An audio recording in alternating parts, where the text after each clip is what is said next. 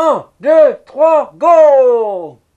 Avez-vous déjà joué à des sports où ce que sur le côté, votre coach vous crie ses instructions et alors quand il crie très fort, vous l'écoutez?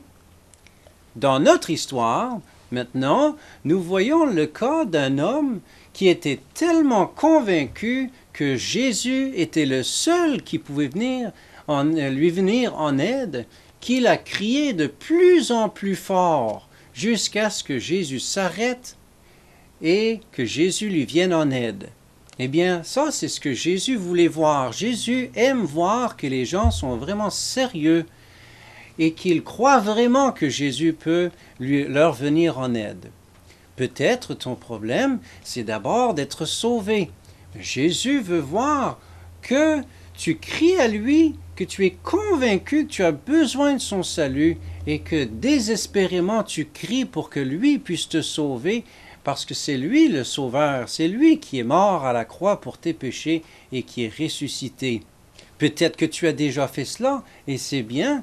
Alors Jésus veut aussi qu'on vienne à lui avec tous les besoins qu'on a dans nos vies.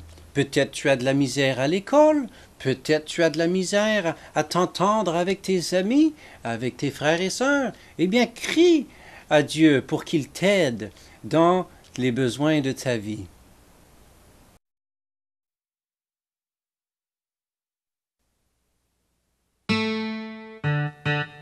Ils arrivèrent à Jéricho. Et lorsque Jésus en sortit avec ses disciples et une assez grande foule, le fils de Timée, Bartimée, mendiant aveugle, était assis au bord du chemin. Il entendit que c'était Jésus de Nazareth et il se mit à crier « Fils de David, Jésus, aie pitié de moi !»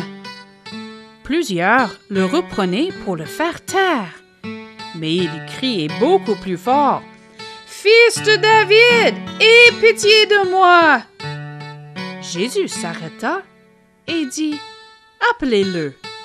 Ils appelèrent l'aveugle en lui disant « Prends courage, lève-toi, il t'appelle !» L'aveugle jeta son manteau et se levant d'un bond vint vers Jésus.